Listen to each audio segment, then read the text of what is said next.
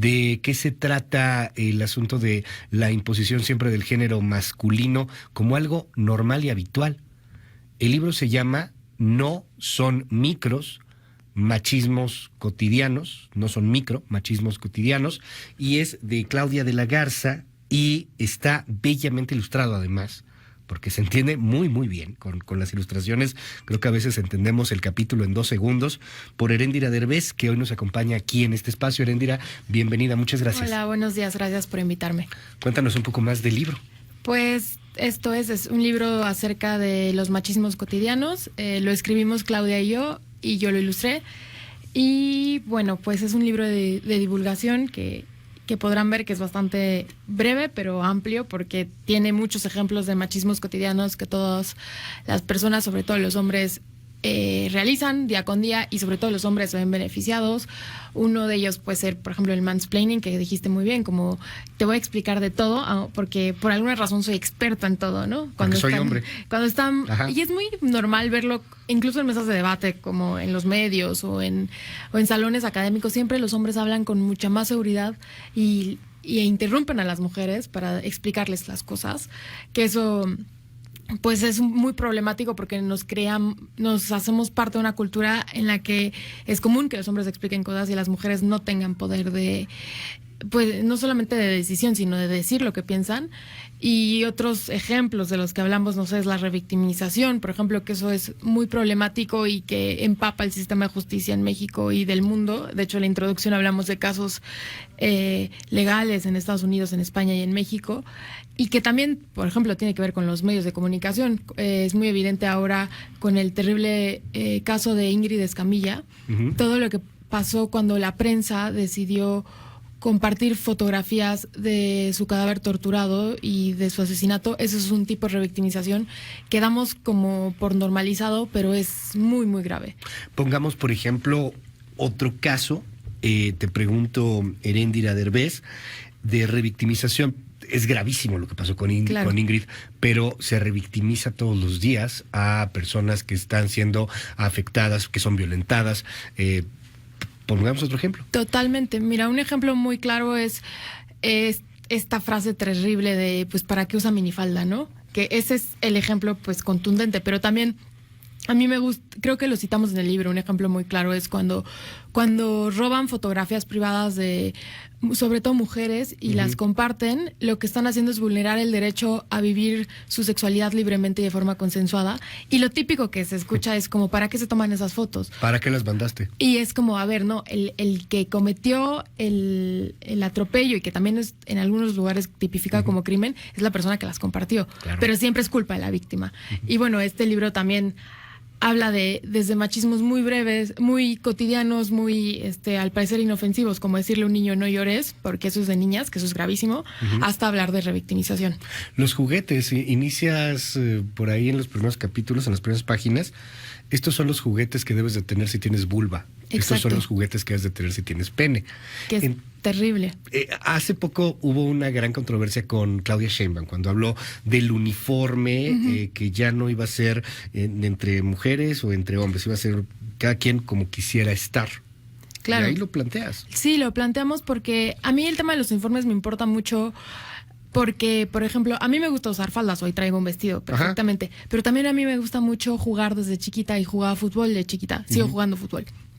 Y de chiquita había días que yo no podía jugar fútbol porque traía falda, y me regañaban las maestras porque decían que se me veían los calzones. Y yo les decía, bueno, pues no es mi culpa que me obliguen a usar falda. Lo solucioné poniéndome un short abajo, pero no todos los niños tienen un short extra. Claro. ¿Y por qué no la opción de elegir? Que creo que es algo bien importante, porque el deporte también nos hace sentirnos muy libres, contentas con nuestro cuerpo, y las niñas tenemos el mismo derecho que los niños cuando somos pequeñitos de disfrutar nuestro cuerpo y hacer ejercicio como queramos. ¿Cómo lo aterrizas súper bien? O sea, para entender que, porque inmediatamente salieron voces, por cierto, muy conservadoras, que decían, no, pues que los niños usen falda, claro, es lo que están haciendo estos gobiernos progresistas. Claro. Y de izquierda. La ideología, como los ovnis que nos van a abducir. Eso, esa palabra. Sí, que nos van a abducir y nos van a robar el cerebro. Bueno, en fin. O sea, a ver, se trata de algo tan simple como, a ver, hay mujeres que quieren jugar fútbol. Exacto. O es tan simple como darte cuenta que no todo el mundo es igual. En Escocia se usan kilt y los hombres se usan kilt y está bien. O sea, es un tema de que cada cultura se viste como se le antoja. Pero también hay muchísima misoginia en ello. O sea, una mujer que usa pantalón, bueno, ya se permitió, está bien porque ser masculino te eleva, según esto. Pero usar falda, no, ¿qué van a decir? Van a decir en mil palabras que se usan en los estadios, por ejemplo, para discriminar. Entonces... Es muy rara la doble moral, ¿no? Porque por un lado queremos que las niñas sean libres de violencia, conozcan su cuerpo, jueguen, pero por el otro lado les queremos prohibir que usen ropa que les parezca cómoda. Es un manual, lo que es un libro de divulgación, y creo que se vuelve como un manual. Es un manual que debemos de tener hombres y mujeres en estos momentos para entender no solamente lo que va a pasar el 9, no solamente lo que vendrá con esta protesta que es importantísima, pero que tiene que ser una constante de muchas cosas que a lo mejor hay hombres que no lo entienden, de verdad que no lo entienden, que no saben que interrumpir está mal si interrumpes a otro hombre, y está mal también si interrumpes a una mujer, mucho más porque se supone que es mujer. Hay una parte ahí de revictimización y que a mí me encantó del libro. Siempre son eternas aprendices. Claro. Sí, totalmente. O sea, incluso cuando tienen puestos directivos o de gobierno alto, siempre las tratan como mensas, ¿no? O sea, yo puedo, por ejemplo, criticar cosas que no me parece del gobierno de Claudia Sheinbaum, pero nunca diría como, ¿cómo le dicen? La Sheinbaum, cuando nadie dijo el Mancera, ya sabes. Sí, claro. O sea, como que sí hay un tema como de mirar hacia abajo a las mujeres, no importa qué tan alto lleguen, que es muy problemático. Y bueno, que sí, el libro en efecto es una guía que creo que puede ser muy útil también para cuestionar nuestros propios espacios laborales, los medios de comunicación, las universidades, las escuelas. Y espero realmente que les parezca muy interesante y lo discutan, lo compartan y lo discutan. A mí me llama la atención un insulto que recibimos frecuentemente. Ellos dicen que es un insulto, francamente no lo entiendo así. En el WhatsApp siempre está abierto y siempre nos llegan 20,000 mensajes. Digo, bueno, 20,000, no sé, varios, todos los días. Y constantemente hay uno que dicen, eres una no sé qué chismosa, como si el hecho de que te dijeran, a mí hombre me dijeran mujer, o sea, claro, eres una chismosa. Porque te rebaja, en una lógica te rebaja. Es como ser mujer es lo peor que puede pasar. Y eso es muy grave porque así educan a los niños desde chiquititos. O sea, por ejemplo, yo me acuerdo un familiar a quien quiero mucho que jugaba con una muñeca y su papá se enojó mucho porque era como, no puede estar jugando con muñecas. Y me acuerdo que su mamá le dijo, ¿por qué no va a aprender a ser buen padre? Y ahí creo que la visión cambió. Pero claro, o sea, para un padre formado en un espacio muy tradicional, muy patriarcal, que su hijo juega a las muñecas es rebajarse, porque tendría que estar jugando a los cochecitos. En cambio, que su hija jugara a los cochecitos, mientras no fuera exagerada su, entre comillas, masculinidad, estaba bien, porque la elevaba. Y eso es bien grave. Y sí, es muy común escuchar cómo usan atributos femeninos para descalificar a hombres. Y eso se nota, por ejemplo, en las caricaturas, cómo se burlan de los políticos poniéndoles una falda, o hace mucho cuando Fox decía que la Bastida era un mandilón, etcétera. O sea, es lavadora de 4 patas. Eso lo dijo las mujeres en general, ¿no? Pero sí hay muchos ejemplos de cómo se usa lo femenino, que de hecho lo hablamos mucho en el libro, para descalificar, hacer menos, humillar a las personas. Oye, dime algo, sin un afán, evidentemente, ni misógino, ni con ninguna intención, pero hay muchas veces que esto viene de casa en donde ambos papás, o solamente una mamá, y también tienen este asunto, me refiero a madres o a personas que tienen muy, muy clavado este asunto del discurso misógino, el discurso machista, claro, inclusive mujeres. Sí, es muy común que las mujeres repliquemos este tipo de violencias que nos hacen daño a nosotras mismas porque crecimos en esa cultura. Claro. Este libro, por ejemplo, a mí me ha sido muy terapéutico también para darme cuenta que no estoy loca y que lo que vivo son muchas violencias en mi día a día.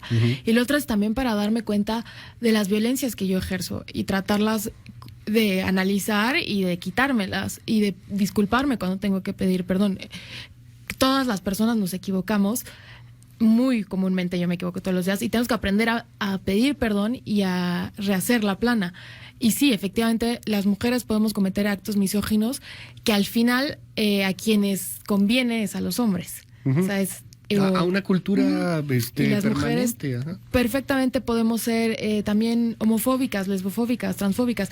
Y eso lo tenemos que corregir porque también nos estamos dañando a nosotras. Pero es siempre como un problema cuando alguien dice es que las mujeres también son las peores enemigas, que de hecho lo hablamos en el libro. Ujú. Es como... Sí, pero no. O sea, sí porque estamos educadas en esta cultura, pero no porque nos afectamos a nosotras y apoyamos y sostenemos un sistema pues de violencias patriarcales. Hay que entenderlo desde la perspectiva de un cambio de estilo de vida, desde... Porque creo yo, no sé, corrígeme por favor, Erendira, pero creo yo que no es de izquierdas y de derechas este asunto. Creo que ni siquiera es en algunos puntos hasta de pro-choice o no o choice, pro vida o aborto. O sea, es muy complejo. Obviamente también lo tocan, ¿eh? Y es Claro. muy bueno. Pero para entender en el punto en el que estamos, se trata de que aprendamos a hablar, aprendamos que interrumpir a una mujer y a un hombre también, o sea, que interrumpir está mal, que es que estamos mal educados en todos los sentidos, aprendamos que revictimizar utilizando apps es que se lo merecía. ¿Por qué mandó esas fotos en primer lugar? Exacto. Vayamos primero por ese asunto, creo yo. Sí, o sea, no, o sea, respecto a como corrientes ideológicas, si pensamos en izquierda y derecha, es muy interesante porque incluso en los sectores más de izquierda, podríamos llamarlo así, No son más conservadores. siempre existe muchísima violencia a las mujeres. Hay una figura que me encanta de Nacho Progre, que es una burla que hizo Cintia Ijar y Camila Warden sobre como el falso aliado. Y eso es muy peligroso. Pero también en los círculos conservadores son donde más se quieren restringir los derechos de las mujeres. Entonces, esta es una violencia que nos cruza a muchos...